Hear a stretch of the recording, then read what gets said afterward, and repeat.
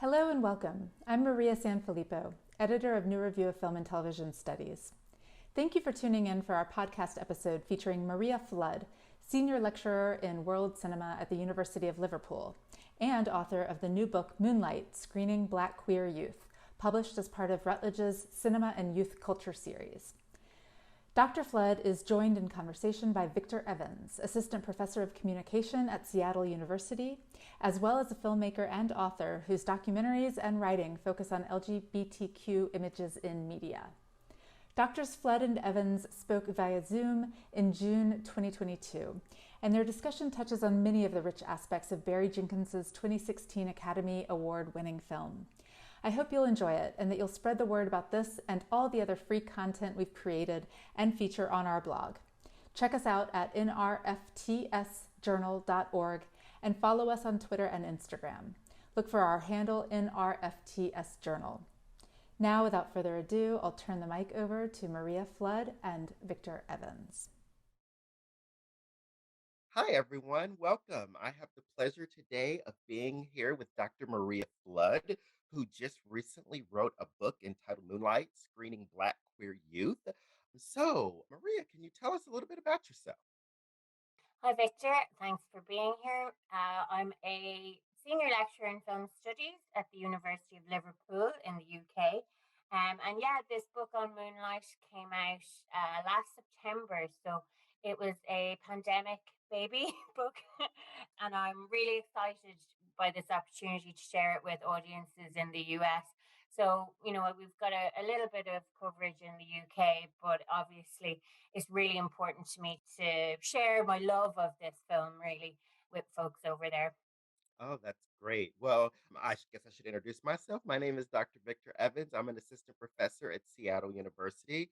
And I have to tell you, I'm so honored to be here because Moonlight is a film that really just spoke to me on so many levels. And again, my research area is LGBTQ images in the media. So this was so spectacular to read your book. I found it so fascinating. And there's so many things that you did such an in depth analysis of that I'm still in awe of. So I'm so excited to be able to talk to you about some of these things. Oh, So, thank you so much. yes, you're very welcome. All right, well deserved for sure. So I kind of want to start by talking a little bit about just coming of age stories in general, because I know this book was part of a series that Routledge was doing. And one of the things that I know the editor talked about in the beginning was about how sometimes films that are, catered around teens and particularly coming of age stories tend to get overlooked and aren't as well respected as some of the adult narratives that come out. But obviously, Moonlight, with it being a coming of age type story, did receive a lot of critical acclaim. And I'm just wondering if you had any idea on why you think out of some of the other things that sort of get overlooked and passed over because it's like, it's put in the teen genre, that Moonlight was able to circumvent that in some way. Thanks, Victor. Yeah, that's a great question. So it is Rutledge's Cinema and Youth Culture series. It's just coming to an end. And actually, when I proposed this book to the editor, Yanis Tizumakis, he's also at Liverpool, he was a little uncertain. And he did ask me, how teen is Moonlight? And I think it's a good question. It really takes us into the difference between films about childhood and adolescence versus films for children and for adolescents. And obviously, when we talk about films about children versus for children, they're quite different categories often. But it becomes a bit blurrier when it comes to coming of age and adolescent dramas. And I think that's where the question of kind of audiences comes in. So, where's that boundary between being a teen audience and being an adult audience? And what I've found with Moonlight is that it really appeals to my students that I teach in university, so 18 to kind of 22-year-olds. And I think it still makes it a teen film, but it captures that element, I think, of nostalgia or a looking back that Moonlight invites, because it doesn't end in the teen years. Thank God, because that would be really sad. But because we're brought into that third part of the film, the adult part of the film, where there's a sense of reflection and looking back, I think it really appeals to that age category, because they've just gone off to college, they're entering this third phase of their lives, and they're looking back at Moonlight. Just to think about teen films and how they're overlooked, I suppose. I think there's maybe a perception about the simplicity of the themes, or a kind of idea that these are repetitive somehow, that you know what you're getting with these coming of age films, and that maybe you choose it but maybe you don't, but you kind of, it's almost like a genre but not quite a genre. And I think audiences sometimes think we know these stories, and that they're for teens, or for a particular type of person even, who likes to indulge in that nostalgia, which I am that type of person. Yes, I am as well. Yes, and I guess that's why I've always kind of liked to be situated in that area. But it is interesting how so many of the films I've studied, or even the TV shows I've studied, which are teen, don't tend to get very much critical acclaim. Like I know I did this whole thing about with Buffy the Vampire Slayer back in the day. Hopefully some people remember what that is. But yeah, it was like it never won any awards. It never got any Emmys. It was never, or in terms of LGBTQ, what we're going to talk about again in Moonlight, it was like one of the first shows that integrated a LGBTQ character in an ensemble in a really genuine and unapologetic way. And I feel like it really didn't get. I mean, I think later it got the praise that it deserved for it, but unfortunately it didn't because it fell into that teen genre. Yeah, exactly. Absolutely. I think, at least in film, TV maybe is a trickier category, but I think there is an explosion in interest, actually, and this series is part of that. And I think a key element of that reigniting of interest in coming of age film is because of more diverse storytellers. So films like Moonlight, Greta Gerwig's Lady Bird, films that are really telling new kinds of coming of age stories. And I think there's something very special about telling the coming of age story with that kind of specificity. And A24, actually, the studio that made Moonlight, has produced a lot of these films. Another one I would name would be the Florida Project, which looks at issues of child poverty, which I think is an incredibly important film as well. And I'm hoping actually to start a new project on A24. So watch this space. But it's brought out a lot of these kind of more diverse coming of age films. Awesome. No, that's great. I'll definitely be looking for that. That's awesome. Okay, so back to Moonlight. In terms of the timing of Moonlight. I know you talk a lot in the book about how it was really significant at the time that Moonlight came out. Between the presidencies, you talk about of Obama and Trump, and also when there was this sort of, I don't want to say kind of like, because I mean, it wasn't like it was a ton, but there were a few films that featured particularly African American themed characters that had been overlooked in the past, like Hidden Figures and a few others. So, could you talk a little bit about the timing of the film and how you feel that led to like the perfect time for Moonlight to come out to make it so successful? Yeah, it really just kind of straddled these two eras that I think everybody felt the transition in that time period. So the film was first screened at Telluride Festival in September 2016, and it won the Oscar in February for Best Picture in February 2017. So you have, a full 6 month gap there, but in that time, it just felt like so much had changed. And of course, it was hugely significant in the US, but I think we can say it was felt globally, really. Um, and I think Moonlight couldn't have been made in a way without the Obama era, or without the kind of recognition for minority lives that provided. And then it became, again, a kind of a very emotional film, I think, for liberals in America to look at in the wake of Trump's election. Um, So Jenkins himself called it, Barry Jenkins, the director, called it a test of people's empathy at this time in America's history. I don't know what your thoughts. It's a really interesting idea of what a film could be or could do to act as a test of empathy. In many senses, it passed because I did a large survey, as you'll have gathered from the book, of the critical reception of the film. It started because when I first started to work on it, there was very little academic reception because it was just so recent. But then, obviously, as the book continued, there was more and more articles and chapters to read. Um, but for the most part, yeah, mainstream criticism was really positive, including in right wing outlets and some Christian journals and magazines as well. Nobody felt kind of condemnatory and wholeheartedly condemnatory of the film. But that question of empathy was brought up in almost every newspaper review or article. So, yeah, that's kind of the political timeliness of it, I suppose. In terms of the cinematic kind of world it came into, it was really, the Moonlight was kind of both overdue and long awaited for. You know, the first, I think it was the first film to win the Best Picture Oscar with LGBT themes. Barry Jenkins was only the third Black director to be nominated for an Oscar. Mahershala Ali was the first Muslim actor to it. So it really kind of ticked all. Not, I mean, it's not about box ticking, but it really felt like something that, as the Los Angeles Times actually said, a film we've been waiting for. And so it's that feeling of, oh, at last, but also it was really of the moment. So, as you mentioned, there was kind of this idea of a black film wave in 2015 and 2016. So Steve Rose, who is a critic in The Guardian, said black film is rising again.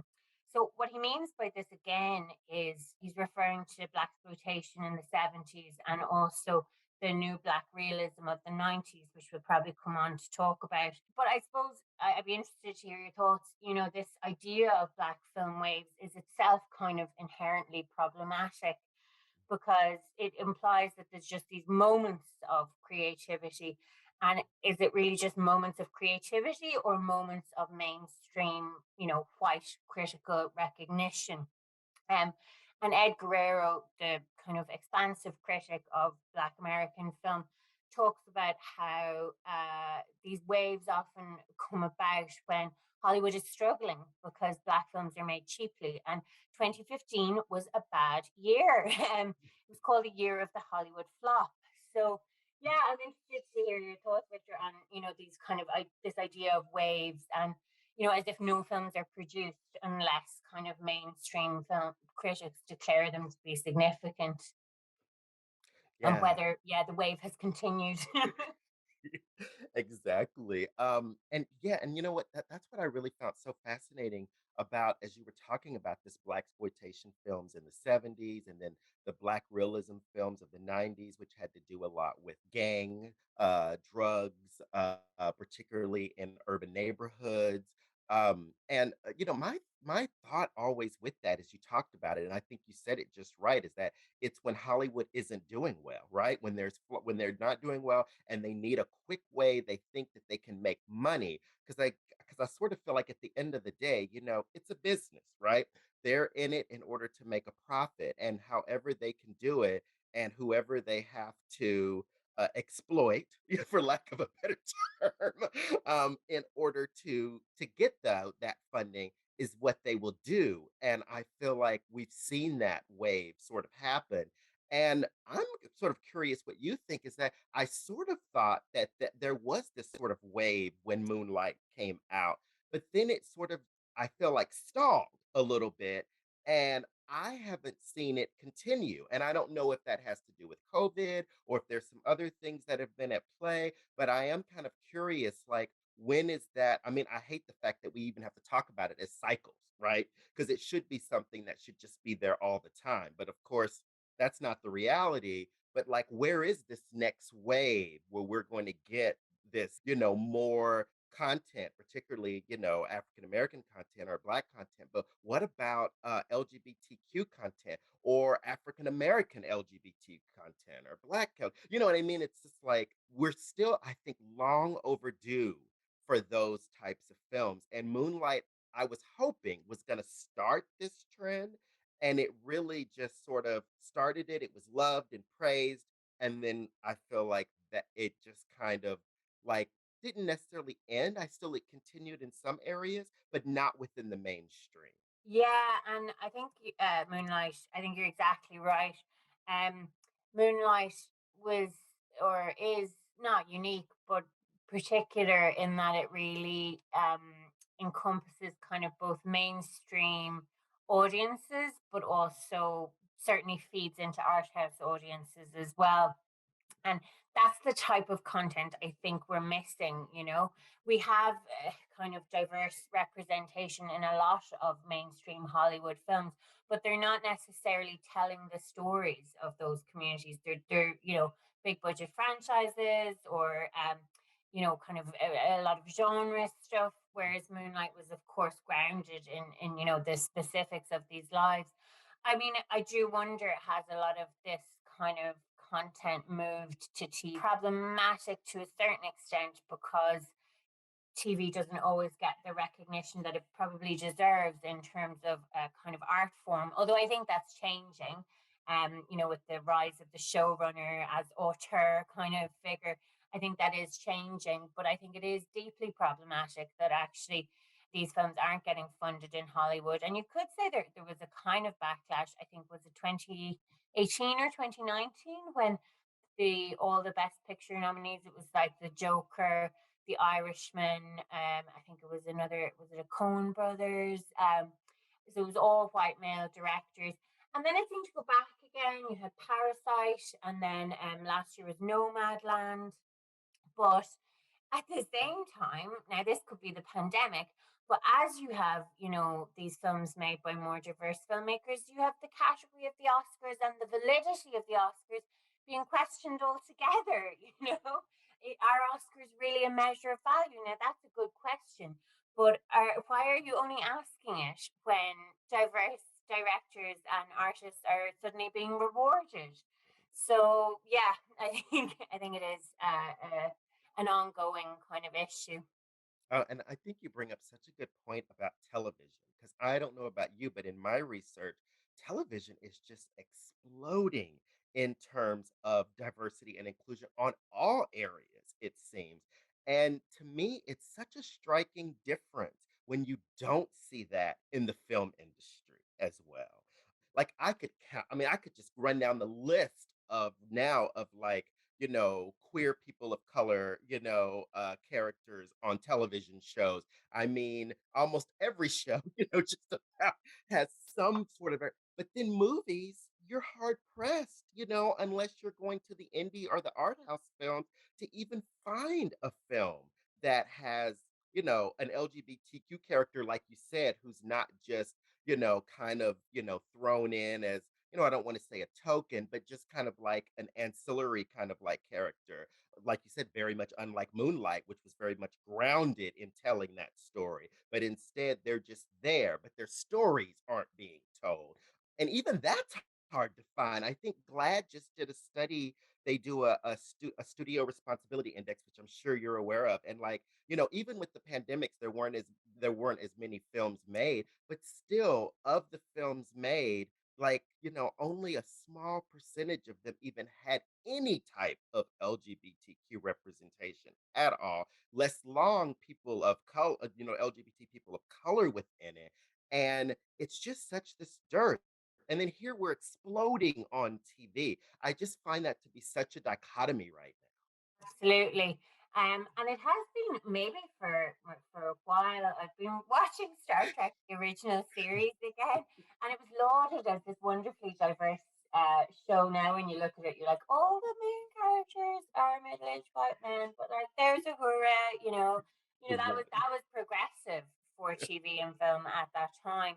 I think with TV, some of the reasons for its much, as you say, clearly much greater engagement um, with Black and queer lives and diversity of all types, is it's traditionally kind of lower status. Now, obviously, this changed in the 90s with shows like The Sopranos, which integrated some of the aesthetics and techniques of cinema into TV. But yeah, that's traditionally how it's perceived. There's less gatekeeping. I think maybe it's less networked, you know. I've no connections in Hollywood, but from what I read, it seems to be very much about connections and who's in the room when decisions are made and who you know. TV also, maybe for all these reasons, makes it more accessible to women and minorities. And I wonder, is there anything in the format of TV as well that lends itself better to better telling these stories, the kind of the long format? There's also what's called a Netflix effect. So basically, with streaming services, there's a huge drive for content from all the streaming providers to greatly increased audiences.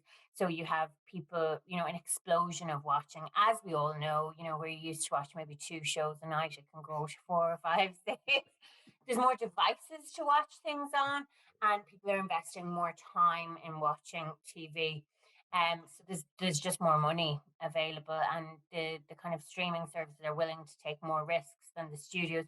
Now, this is real short-sightedness, I think, on the part of the studios, but they've always been short-sighted. So when I did the research, I discovered that I mean, this wasn't my original research, but in an article I read that African American audiences are consistently watch more TV and film and audio visual material than any other group. You know, so what are studios are really missing a trick here, and then I think Asian Americans are second, with white audiences last. And even, you know, if we think of like mainstream white straight audiences, I think, you know, more and more that they're not choosing to watch things based on the identity of the characters. You know, I think there's a lot more, probably genre is a much higher factor in choosing a show to watch than something like that. So I think studios really haven't caught up with this, and are really quite behind, and have quite a rigid idea of who their viewers are and what their viewers want. Yeah, no, I couldn't agree more. Yeah, and like you said, the streamers are taking risks and those risks are paying off. And you're right, Hollywood refuses to take risks. If anything, they go back to what's tried and true over and over and over again, rather than doing something original, new, and different and innovative that could possibly garner new audiences. Absolutely, and it's just astonishing to see that you have something like Moonlight, which did all that, and they don't seem to kind of learn the lesson from it. I mean, the thing is, you're not talking about the major books. So with a film like Moonlight, I think Moonlight cost 1.5 million to make, and it made about 68 million. I don't have the figures for, you know, the big budget things, but I know like Kubrick's Spartacus, for example, in the 60s was like 300 billion, like so crazy number made much more than Moonlight, you know, 5 years ago. So yeah, they're not making huge amounts of money, but what they are making is huge profit margins. Yeah, yeah. So yeah, that's the difference. And of course, if studios see that they can be made cheaply, you know, they might invest in them. But why should they continue to have to be made cheaply? Mm, So yeah. yes. Well, you're definitely preaching to the choir here. So, yeah. So, back to Moonlight. I want to talk specifically about because what I really loved about your book is you talk a lot about the stereotypes within Moonlight, but how those stereotypes were disrupted. And I was wondering if you could talk a little bit about that because there's so many different stereotypes within it, like drug dealers, bullies, addicts, black boys. I mean, all of these things. And what I really love about the film is that those characters are then you're familiar with them just enough to kind of get an idea of what you think these people are, but then they surprise you, or things are changed in a certain way that I just found fascinating. And I wonder if you could talk a little bit about that. Yeah, it's so critics were really divided, I think, on the role of stereotype within the film. And as you say, yeah, a lot of these stereotypes go back to Stereotypes that also exist in films like New Black Realism and then are adopted in mainstream film as well. I mean, black exploitation started off as a really kind of radical, and then the studios get involved, and it becomes more and more stereotyped. And all these, yeah, all these pop up in Moonlight. I mean, why does Jenkins evoke these stereotypes? One argument might be that I don't think it's funding necessarily, but that in making a film like this, it can be helpful or useful to have something that feels familiar to audiences. Um, so some people seek out extremely experimental films. Many audiences like familiarity with surprise. So even something like Parasite is a really unusual film, but it generically there are things that feel familiar when we watch it. So that combination of the familiar and the unexpected, which he does as well in terms of locations. So, we're in the hood, inverted commas. It's gritty, inverted commas, which that term is so overused. But at the same time, he films it in a way that at times twists that and makes it quite aesthetically stunning sometimes. So I think the whole film plays with this idea of familiarity and the unexpected.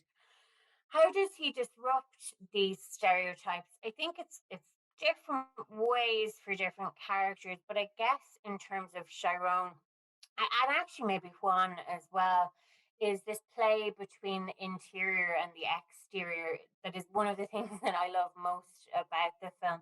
I think it's so rare to get to spend so much time with such a special character, to be feel so intimate um, with a character like this, and to have that personality carry over three stages of life.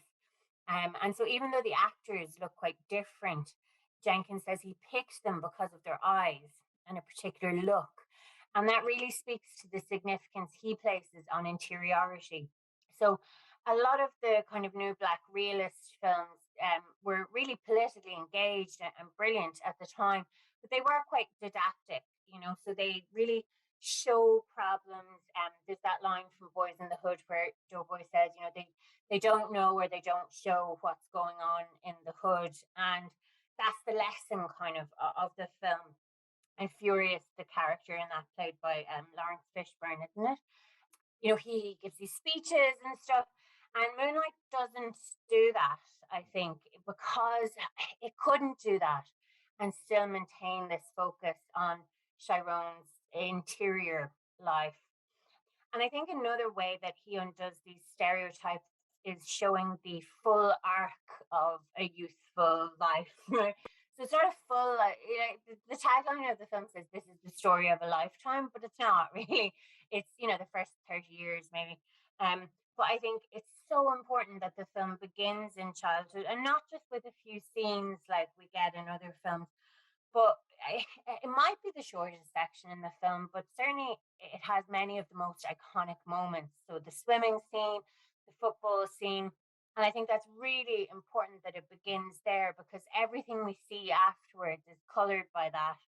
And that's not just for Chiron. I think that's for the character of Paula as well, who is another stereotype. And I think she's been more controversial in terms of the stereotyping than even Chiron. But I think we have to. One of the critics, I can't remember their name, but it's in the edited collection by George Yancey, and they talk about how Paula actually, in a way, has the most striking trajectory. She goes from a nurse to an addict to in recovery, which is a huge narrative arc, actually. So, we follow that journey with her as well. Yeah, I mean that's one of the things that I think really drew me to the film is that these characters, we really get to see their transformations on so many different levels. And like you said, I think breaking it up the way that the way that the narrative does, seeing these first, like you said, 30 years of a person's life so clearly and like internally and externally is just amazing. But you said one thing at the beginning of this that I kind of want to go back to is that the familiarity of stereotypes and how there is something about that that draws people in. And here we get back to this whole universality thing, right? About, and I know you talk a lot about that in the book as well. And, I have pros and cons about this. So I would love to hear what your feelings are. Because again, we hear this all the time when it comes to queer film or even, Black films, right? Oh, it's universal. It's universal, And yeah, I- you know, and you make a great argument for this, so I'll let you talk about it. But like how that can be a positive, but that can also be a negative as well. And it just brings me back to like Brokeback Mountain and how Ang Lee and everyone was like, "Oh, it's such a universal film. It's a story of love," and taking away from what it really is about. But anyway, I'll let you talk about that. Oh, thank you. Yeah, it's a really tricky question. I suppose that's the area in the book where I probably had the most heartache or thought over, because I suppose there was a part of me that wanted Moonlight to be universal, because as a white Irish woman, I felt there was so much in Chirone's story that resonated personally with me, really all around the teenage stuff, teenage trials. And I wanted to kind of, I suppose, justify my connection to the film. But at the same time, you can't ignore the kind of emotional, political, social significance of the film to Black queer communities. That's just not, so I really wanted to think about how we can hold both together. And I think that's what makes the film so incredibly special to me, is that it does manage to hold both these things together. And Jenkins talks about that. He wants the film to be universal, but it has to also remain, I guess, something that belongs particularly to those communities. And I think Jenkins is very careful as well, and invites he invites me and others who maybe don't have that, because he talks about how he's not gay himself, and how he really had to think deeply about telling this story and how he could tell this story. But he talks about how similar his childhood was to McCraney's. They grew up in Liberty City at the same time. Both of their mothers had addiction issues, and so that's the connection that he was able to feel. So I think I think the film, particularly in the areas of childhood, um, emotional tribulation. I mean, addiction was another area, like parental addiction was another area that I connected with the film, and I think we have to allow that to a certain extent, And I don't know why it's so difficult sometimes to hold two things together. But it seems to be, and I suppose one of the reasons it's difficult is because, as you said, critics fall on the universal to the exclusion of the specific, and we can't do that. We have to say, well, because it's not, I mean, it appealed to me, but it appealed to me as well for specific reasons. And wide audiences doesn't necessarily mean universal. I think the example of Brokeback is great, because that's really the origin of a lot of this kind of thinking around universality in queer film. And I think we have to remember audiences in this as well, and individuals. And I taught that film to students who were like, "Oh yeah, it erases the queer love story and all that." And then I played them an extract from the podcast S Town. I don't know if you've listened to it, but it's about this guy who grows up in a town. A white guy. He's in his 50s. He's kind of in the closet. He grows up in a town in Alabama, and him and his friend talk about what Brokeback Mountain meant to them, and the emotion in their voices. Like, one of them bought a projector just to watch the film. They had to get a new DVD. They'd watched it, and the emotion in their voices. And when I play that to students, it takes the film away, I suppose, from some of the more intellectual side of thinking about universality, and into the emotional aspects of how much films can mean to individuals. So yeah, I think it's really complicated, and I think we have to really not seek to undo the political, social, and meanings of these films, while also acknowledging different emotional reactions to them as well. I don't know what you were. It's funny as you were saying that about I haven't seen S Town, but I mean, listen to it, but I'm definitely gonna have to now because I sort of had a similar experience with Moonlight when I was discussing it with people with my neighbors. So I live on an island outside of Seattle that's very, very, very white. And actually, it's probably one of the whitest areas of town when you look at demographics. But on the other hand, it's the most diverse in terms of LGBTQ. So it's a really interesting dynamic. But I was invited to a dinner party, almost everyone there, mostly Caucasian, and we were talking about Moonlight. This was right when Moonlight got nominated, and people were starting. It was really getting all of the buzz at that time. And I remember a couple came up to me, Caucasian couple, and they were like, I just don't get it. They were just like, I just didn't get the film. They were like, I wanted to like it. There was all this buzz about it, but to me, it just I didn't know it was just I just saw it about drugs and a drug dealer and like this boy's life and what and it really took me aback because again, as so many people, this was the film as a queer black person myself. This is the film I had been waiting on. And I'm like, you're kidding me. Like, how could you not? And so I had to break it down personally and emotionally for me to explain what it was for me to see that on film and to see what basically what I like you said, like it's so resonated. And again, I know I am that audience, but it was just such a resonation for me to be able to see what I went through and understand that those are the things that and when I explained it to them on that emotional level, just like you said, they were able to comprehend what the film was about. And sometimes I think that's such a great point is that sometimes it does take that emotional layer that some people just can't tap into just because they don't have that experience to really be able to understand the film. That's a really great point, and I think maybe there's people, some people aren't used to using or using. I just did inverted commas, but film or TV in that way as an emotional journey, as an emotional outlet, as a way to explore the past, your past. Mhm. My dad was another example. There was so much in the film that reminded me of his childhood because he grew up extremely poor, and he watched it and he couldn't really connect to it. And it's very hard for him to tap into that childhood, for sure. But I had to accept that, maybe an 80-year-old white man in Ireland, this is just not something he's able to connect to. Although there was just a lot in how that growing up in that kind of poverty impacts someone that I thought resonated. But yeah.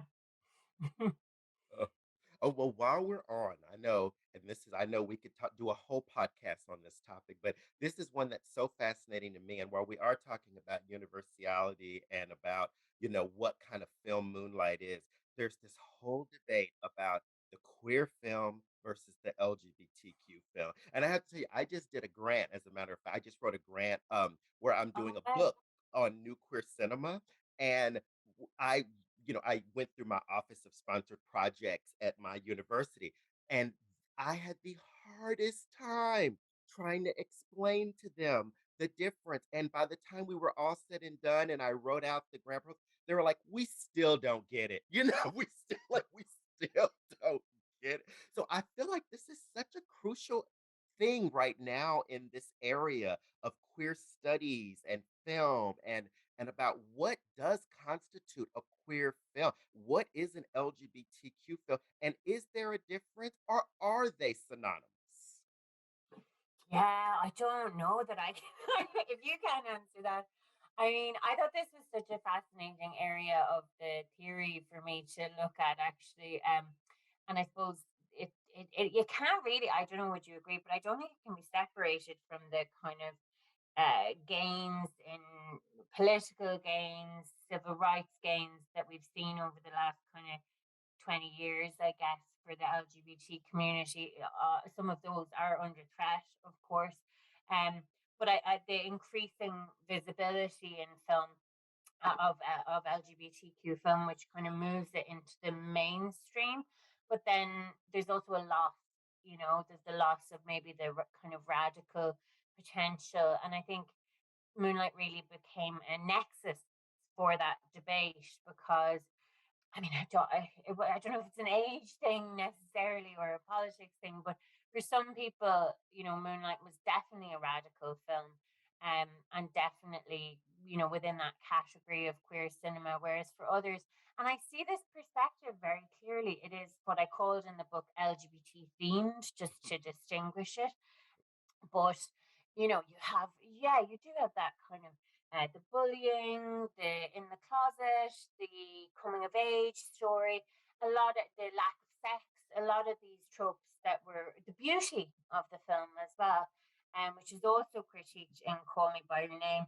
I find it tricky though because audiences still, love these films, and audiences who love Moonlight and see it as radical think Call Me by Your Name is the opposite of that, right? That it kind of queer washes history, I guess, by excluding the AIDS crisis. And vice versa, the Brokeback Mountain is another example. For some people, radical and queer, for others, mainstream. So I don't know how you resolve it necessarily. I do wonder, is it a kind of inevitable function of the increasing gains in visibility for these communities that, and like if you look at something like RuPaul's Drag Race, right, which takes drag culture, which was the definition, I guess, of a kind of radical outsider culture, and makes it so commercial. And I think I'm with, and you bring this up, I think I'm with Benshoff and Griffith on this, that they are one and the same. I mean, I would like to think, honestly, that they're, I mean, I do understand the distinction, of course, right? I mean, of course, I get it. I get the distinction.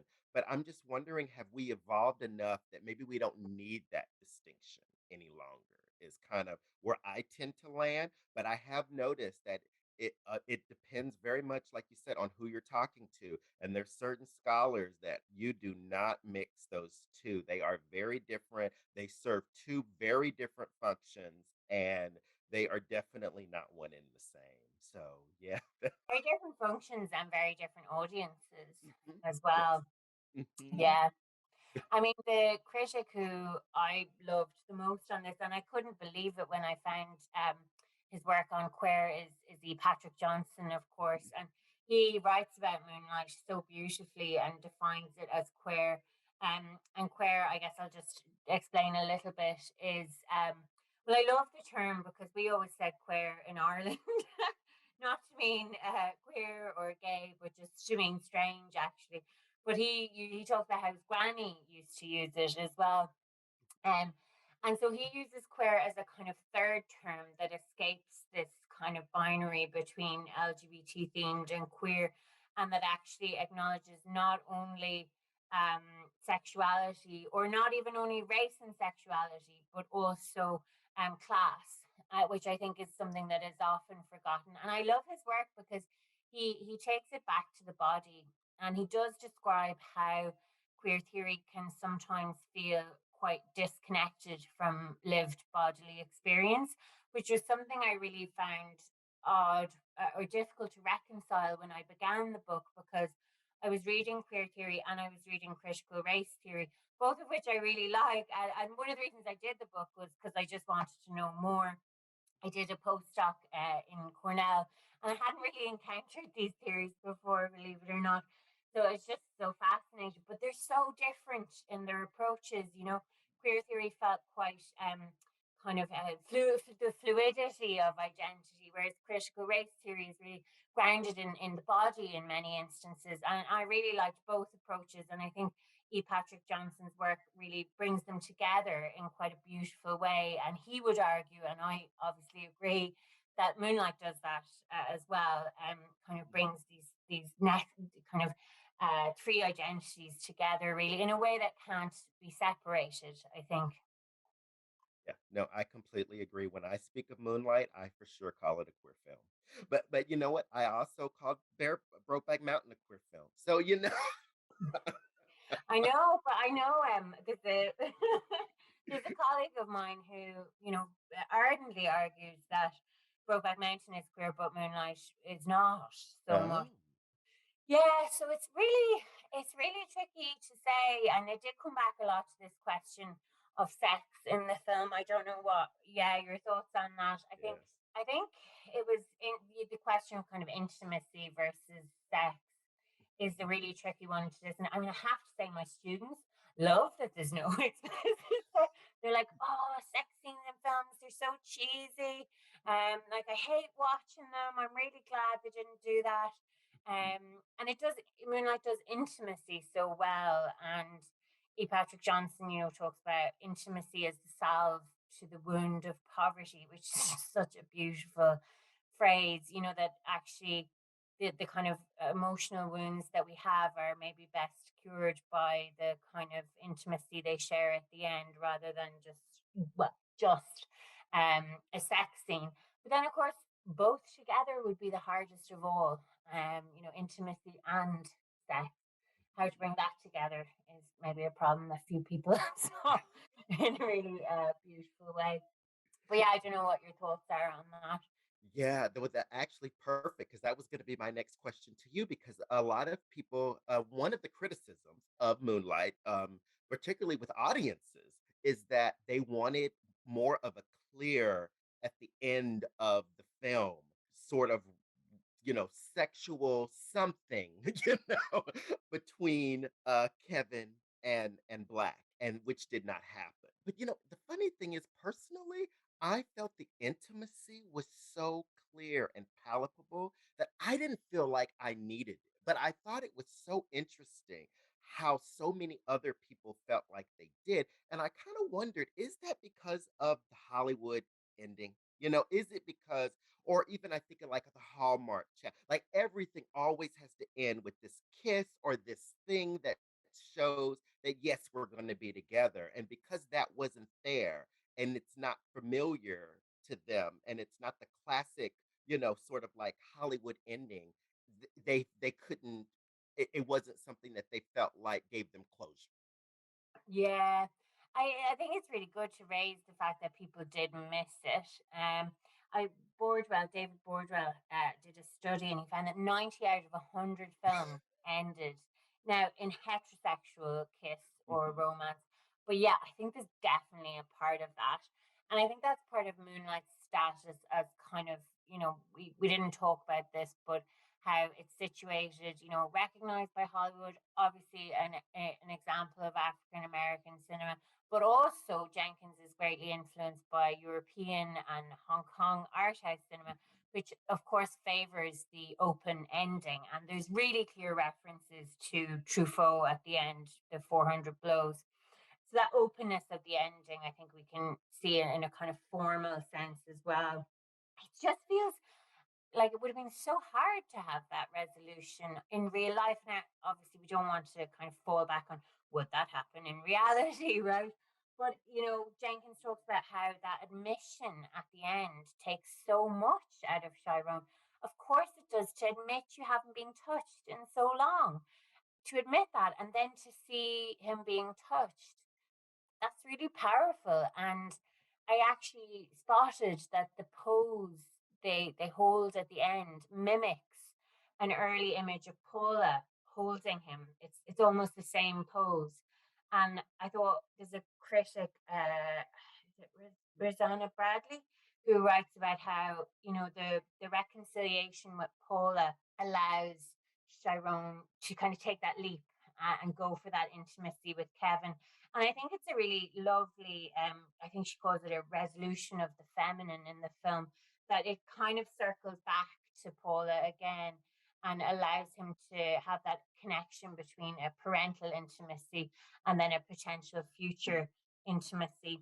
And just as a final point to mention, the actor Trevante Rhodes talked about how he imagined Chiron and Kevin, 90 years old, holding hands, walking in Florida. And I just thought, oh, yeah, we are allowed to do that. We are allowed to imagine. And at the end of the day, I think we're probably going to talk about this. It is a film about love, but it's about much more than romantic love. Um, and I think it's important that that romance is there at the end, but it's not. Ultimately, maybe it's about him loving himself and the little child who we see at the end. You know. Yes. I was just gonna bring that up. Like, to me, that and you talk a lot about this in the book, but yeah, but I really love that image at the end where we go back to him as a child in the water, of course. And I want to talk about the metaphor of the water because I think that's so important as well. But the water and then him looking back at the camera, to me, that is like the vision that will stick with me forever with that film because you're right, it's like it comes back full circle and I just think that was genius. Absolutely, yeah. I think that's one of the most powerful things in the movie because we get that echo of the child. Section 3 begins with that dream, which is almost the same footage as we see of Paula shouting at him as a child. And so to come back to it like that, it just shows this kind of a recognition of, well, there's a lot of talk in the 90s about the inner child, but it is that the fact that that child still exists. And I think we all maybe have experiences where we feel sad or upset about something, hopefully not too often. And then we can dig down and sometimes it is that child within us that has something that's unresolved. And McCraney talks about it, I think he says, I'm still that vulnerable child. And Jenkins mentions it as well, that that's what he was going to say in the speech. And I think it's a fantastic recognition because so often with coming of age films, they feel finished, don't they? They feel like, oh, they're going to go off into the world and Mhm. everything's going to be fine. And that's not how it works. And maybe that's what he needed to do all along is to, well, needed to do all along. Couldn't do it before now, but that integration of the child into the adult is part of his, healing process. I don't know, his transformation, the next stage of the transformation that we don't need to see. We've been there for long enough. And it's kind of, I think, the film saying, you'll be okay, you know? Mhm, mhm. Yeah, Yeah. I mean, yes, that's definitely how I took it. So yeah, that's why I felt like that was plenty enough closure for me. Look at Yeah. Yeah. I guess it depends on what you want Moonlight to be. Do you want it to be a romantic film? Does queer cinema need to be about sex and romance in a kind of couple or that kind of a intimate relationship sense, or can it also be about the individual? yeah, exactly. Primarily. Yeah. Mhm. Yes, exactly. Which is another reason I put it in the queer film category. Look No, I completely agree. Yeah, I think so. Oh, all right. So before I get to the last thing, I just wanted to talk the water metaphor I thought was so and like honestly, I hadn't seen that before until I read the book. Like obviously I knew water played a really important part within the film, but I just think you just do such a great job of just showing how that metaphor is used throughout. Can you just kind of talk briefly about that? Yeah, I actually had to take out a whole section on water, so I'm hoping to do that as a separate piece. Um, so water means so many things in the film. I mean, first of all, the water metaphors come from McCraney, the playwright Terrell Alvin McCraney, who his works have been described as drowned. So he obviously grew up near the water, and he talks about how he identifies with this Yoruban goddess called Yamoja. Beyonce has also referenced her, but she's a goddess who represents a kind of fluid sexuality. And he even talks about how elders in his community growing up would say, "Oh, you're like Yamoja." So his works, and he's written about Hurricane Katrina and things. So his works often evoke these kind of water metaphors.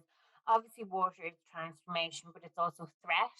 I think we see that a lot in that beautiful swimming scene, which captures, I think, so much of how experiences in childhood can be both exhilarating and frightening. And the music feeds into that as well. And that is water, right? It's exhilaration, it's change, but it can also be great devastation and destruction as well. And of course, that destructive aspect, I guess, comes in the scene in which Chiron and Kevin meet on the beach, and he talks about turning into drops. And so that kind of fluidity we get in the character of Chiron, I think, is kind of relates to the properties of water as something that's ever changing. We know that the ocean is ever changing, but at the same time, when we look on it, it often looks the same, right? So there's that stability to his character as well as its evolution. Beyond that, there's so much kind of, I've mentioned the African imagery, Yoruban imagery, but of course there's also Christian imagery. So Jared Sexton talks a lot about this. Actually, his book is really, or his chapter is really good on the Christian metaphors. So Juan and Theresa as, Christian names, and how Theresa is kind of figured as a Mother Teresa, almost kind of a savior figure. And there's the political resonance of water. So I didn't know this, maybe you did, but the wade-ins that were instigated during the civil rights era in Florida. So groups of African Americans would wade into public swimming pools, oceans, and segregated beaches as an act of political protest. So, returning to the water in this sense is kind of a political gesture as well. And then finally, I suppose water is, along with Chiron's gaze and his eyes, is one of the kind of recurring images that Jenkins uses to connect the character across the three stages of the film. I mean, just one example would be Chiron boils the pot of water for his bath when he's a child. And then right at the end, we get Kevin, boiling that pot again for a cup of tea. And of course, Chiron, what does he say? He says, "Oh, I just drink water," So yeah, I've connected to it throughout. Really, it's a really important kind of metaphor. Mm, yeah, that's amazing. Like I said, I was fascinated by all of that. Like I knew the water played an image, and I loved when he would put his face in the sink and like those type. But I never saw how it all came together before your book. So yes, amazing job on Oh, that. thank you. All right. Well, before we go, I want to just this quote because you just talked about Moonlight is about love. And I loved your quote in the epilogue. You said, Moonlight is about love, the love of parents and surrogate parents, willingly bestowed love, love twisted by addiction, tentative love, sensual love, squash love, love that turns to violence, love lost, and love rediscovered. And I just thought, oh my gosh, that was perfect. Thank you. Written And on a I very think dark morning in January at 5 a.m., crying over my laptop when I'd about like 2 days to the deadline. oh, but I think it just really like sums it up about all of these different things or different, elements within the film that these people had to well, this person honestly had to deal with throughout and to bring it all back to love, I just think is inspiring. Thank you. Well, I guess I felt I had to because the project, I don't think I've done anything academic that I loved so much, to be honest.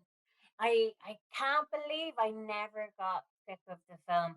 I never stopped, going back to look at scenes and watching them again and tearing up again. And I still am discovering things that I didn't even realize that I connected with in the film. And I think, as I said, I think maybe ultimately it's about learning to love yourself. There's a political kind of love, and I do talk about that brilliant James Baldwin quote where he says, "Love is a battle, love is a war, love is growing up," which is just he's talking about the relationships of Black Americans to America as a concept, and also white Americans. But I think this can also be a personal concept as well. And it took me a while to think, love is a battle, love is growing up. And I can't, sometimes it's so easy to love someone else or think that we love someone else. But maybe the hardest is to love, not only love yourself, but maybe love aspects of yourself or love a past self. And I think that child self, going back to the ending, can be quite difficult to love sometimes, or the teenage self, certainly in my case, because they were so vulnerable, and sometimes they were foolish. But I think the vulnerability maybe is the hardest part to acknowledge. And I really like that writers like Bell Hooks, for example, she talks about love so much and so directly. And, Moonlight deals with love directly rather than framing it as vulnerability or care, which are really important concepts as well. I think we don't talk enough about love and what it means to just love a work of art, and obviously the other levels of love within the film. I think it takes me back to Paula again. And my as I said, my dad struggled with addiction, and I wonder how much his love for us thankfully helped him to get through that. And I think then I think about Paula, and to what extent the love that she either got or wanted to give to Chiron that saved her, Maybe Chiron couldn't love her because of what she'd done, but maybe her love for him was what pulled her through. And when we think about love in those terms, we do see how it is a battle and it is a struggle and it is growth rather than something static. And I think that's why the ending is so powerful as well, because it leaves that room, doesn't it, for Yes. growth. Yeah. Yeah. So yeah, I just I don't get it to talk about that aspect of the film very often because people can make people not uncomfortable, but it is a hard thing to describe. But I think really that is ultimately what the film is about, and I think the love that Jenkins and McCraney felt for the character and for the filmmaking process just shines through in every frame. Yes. Yes. Oh, I couldn't agree more with that. I like, I really do believe that it, films, and I say this to my students and they look at me crazy, but there is a sort of movie magic that happens when the right people come together with the right content and that it just, and Moonlight to me is the perfect example of this. Like, I can't imagine it being in the hands, the script being, adapted so perfectly from McCraney's book and then put in the hands of Jenkins, who just did an amazing job of putting it together. I mean, that's movie magic at its best. Yeah, it's a perfect film to me. And there's great films and there's good films, but I think there's a few perfect films, and I think they all have something of a love in them or a passion for a topic or a character. And they also, I think, maybe have a little bit of this familiarity, using the familiar and the strange and bringing them together as well to reach, as many people as possible. Awesome. Well, thank you so much, Maria. Oh, This has thank you been so much. wonderful. Yeah, Yes. great chat. Thank you so I, much. yes, I could talk about this forever, but yes, but I will tell everyone, please go get the book. It's definitely worth the read, and it's a quick read, which is nice too. So yeah. Yeah, it was a great format to work with if anyone is thinking about it. There's a few book series I definitely know of in the UK, and do feel free to reach out if you have any questions, anyone listening. But I really enjoyed the format of just writing about one film. Now, obviously, you have to pick something that you really deeply care about, but it was really lovely to be able to just have that really in-depth focus. And you do an amazing job. Yes. Oh, So thanks so much, Victor. I really appreciate all that. Thank you for listening to this episode featuring Maria Flood in conversation with Victor Evans. Dr. Flood's 2021 book, Moonlight, Screening Black Queer Youth, is available from Routledge and through online booksellers. I'd like to thank Drs. Flood and Evans for their participation, as well as Ava Whiteley, this episode's producer. New Review of Film and Television Studies is published by Routledge, Taylor and Francis. Emerson College is our institutional home. Please visit the New Review of Film and Television Studies blog at nrftsjournal.org and check out our YouTube channel for more podcast episodes featuring media studies scholars in conversation, including Carl Sweeney's interview with Stacey Abbott, author of a new BFI Film Classics volume on Catherine Bigelow's Near Dark. This is Maria Sanfilippo, editor of New Review of Film and Television Studies. Until next time, keep reading, watching, and listening.